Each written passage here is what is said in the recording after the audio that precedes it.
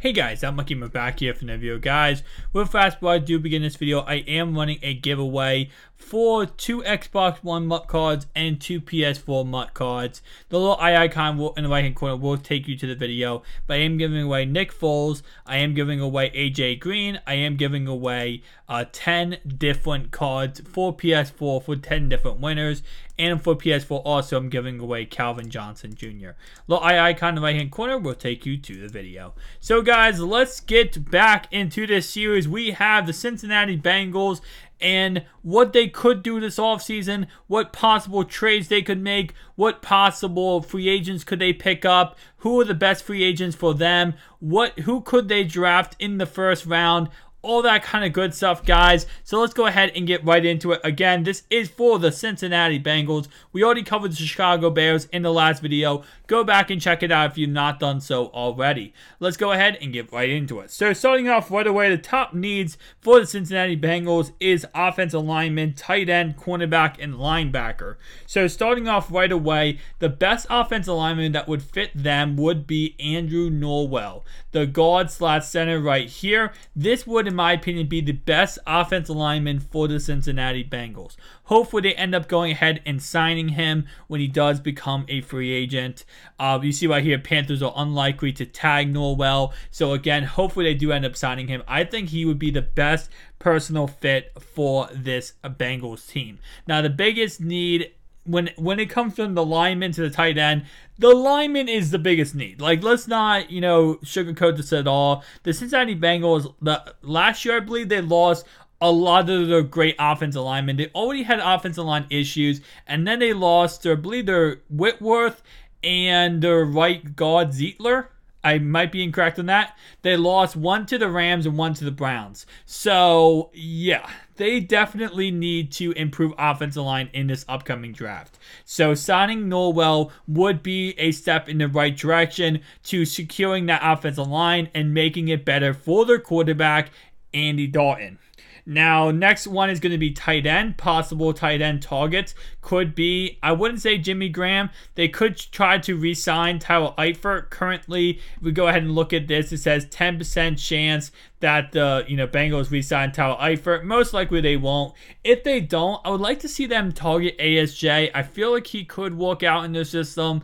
It would be a long shot, but I kind of feel like he could work out for them. So with that in mind, maybe Ed Dixon, maybe bring someone like him in there who isn't the best tight end in the world. He's not going to cost that much money, but he might be able to help out Andy Dalton. The thing is, though, Tyler Eifert, when he is healthy, which is 1 in a million chance of him being healthy, when he is healthy, he is actually an amazing tight end, and he was Andy Dalton's red zone reindeer like Kyle Rudolph is in Minnesota. He was like that. So if you give Andy Dalton a good tight end, he's going to be able to move the ball down the field, get touchdowns, and do really well. So definitely hoping to see them sign some kind of good tight end for him, because Dalton's not the worst quarterback in the world. He just needs a good playmaker around him, and tight end is what he likes to use the most.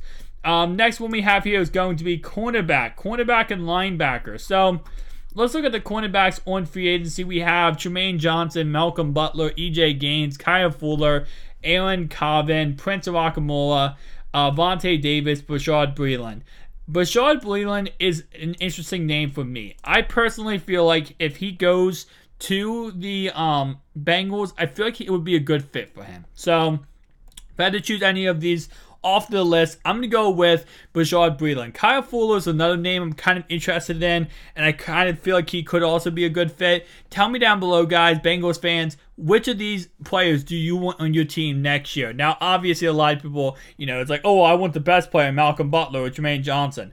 But just going down the list, obviously, you guys don't have all the money in the world to spend. So how much, which of these players would you actually go ahead and go for?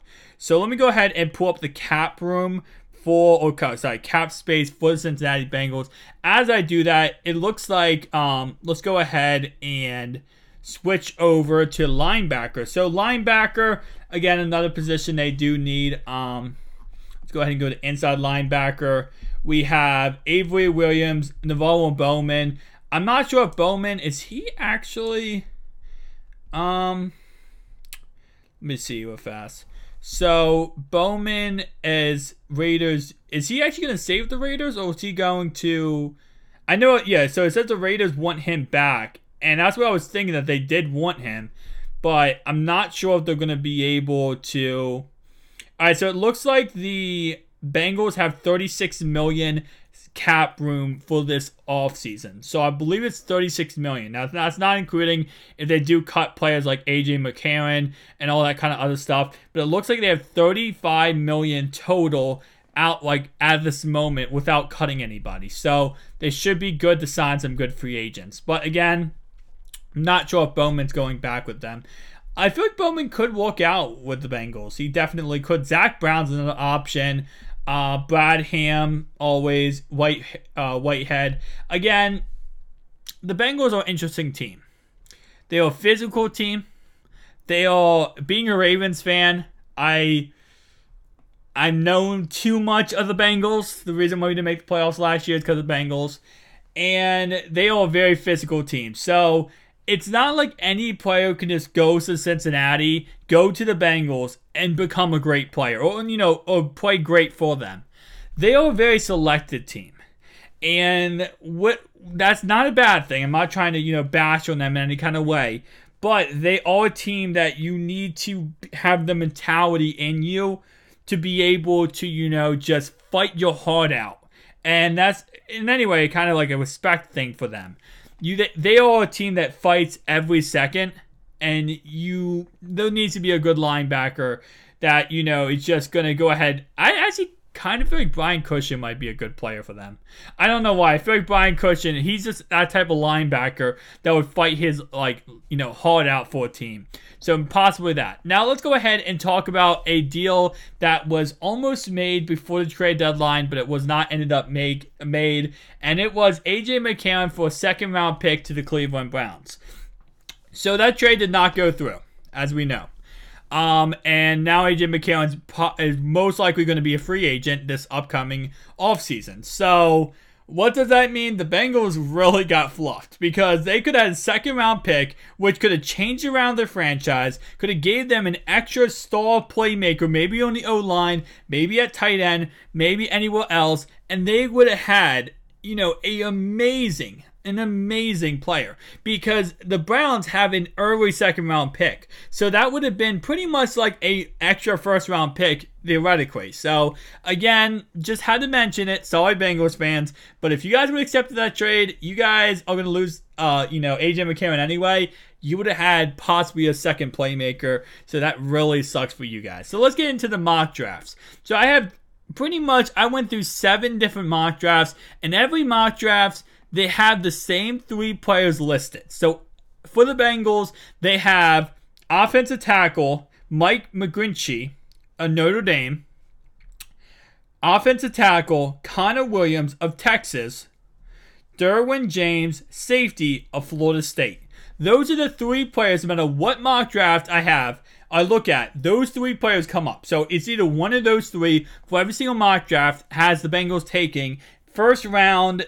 You know, I believe they're the 13th pick. So that first round pick, almost every single mock draft has them taking one of those 3 players. Now, that might not happen depending on who is on the board at the time of them picking, but I would honestly say offensive tackle makes 100% sense, because they need to take an offensive lineman that's going to go ahead and help them out and make their team a little bit better.